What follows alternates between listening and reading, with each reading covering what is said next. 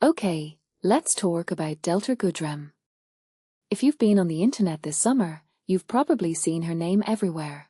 Eurovision, Strictly, a new album dropping in November. But here's the thing, this isn't just a comeback.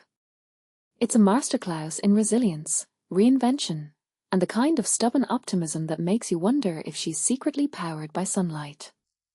Personally, I think we're witnessing something way deeper than a pop star's resurgence. Let me explain why. First off, Delta's 2024 year of saying yes feels like a deliberate middle finger to the chaos she's endured. Cancer at 18? A messy public breakup? A voice stolen by surgery? Most people would crumble. But she's out here doing backflips on a Eurovision stage, right? What many people don't realize is how her entire career has been shaped by these moments of crisis. Think about it. Her debut album stalled in the UK because she got sick, but Australia turned her into a national icon anyway. That's not just luck, it's grit. Now, let's dissect this saying yes philosophy. Strictly Come Dancing? A disco pop single? A world tour? On paper, it's a PR dream. But from my perspective, it's Delta reclaiming control. See, she's been in the driver's seat since her teens, but the narrative always clung to her trauma, the cancer, the heartbreak. Now she's like, watch me thrive while I CHA across a ballroom. Isn't that beautiful? It's not just about work ethic, it's about rewriting her own story. And here's where it gets really fascinating. Delta's brand of positivity isn't naive. It's earned. When she says, I want to be adventurous, it's not a hashtag, it's a battle cry. Surviving cancer doesn't just give you perspective, it forces you to confront the absurdity of life. Like, why do some people get to coast while others fight to exist? Delta doesn't dwell on that. She builds foundations, mentors artists, and turns her scars into soundscapes. Her new single Hologram isn't just disco, it's defiance. The bass drops like a heartbeat monitor finally steadying after years of chaos. But let's address the elephant in the room, the media's obsession with her permatan and glow stick persona. Sure, she's polished, but isn't that part of the act? In the 2000s, they called her the sweet girl next door. Then they criticized her for being too earnest on The Voice.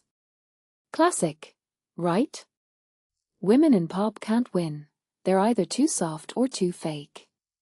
Delta's secret? She leans into the clichés to disarm them. Her loyalty, her openness, her Scorpio intensity, it's all part of the strategy. She's playing the game better than most. So what's next? The new album Pure is supposedly a return to herself. But after everything she's been through, what does that even mean? To me, it sounds like she's finally stopped reacting to the world and started creating for herself. The Strictly gig isn't just a TV stunt, it's research. She's collecting experiences, relationships, maybe even a few dance moves to fuel her next era. And honestly, I love that. Too many artists get stuck in nostalgia. Delta's out here learning from dancers half her age. That's the move of someone who knows reinvention isn't a one-time thing, it's a lifestyle. Here's the takeaway, Delta Goodrem isn't just having a moment.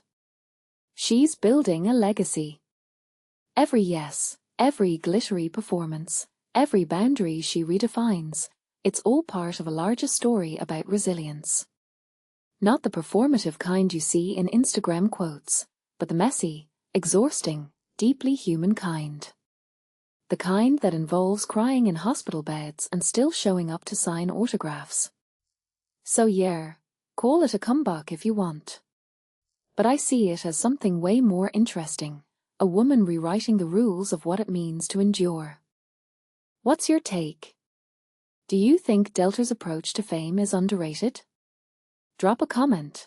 Let's dissect this further. And if you're into deep dives on artists who defy expectations, hit subscribe. Next week, we're diving into another pop icon who turned trauma into triumph. See you in the comments.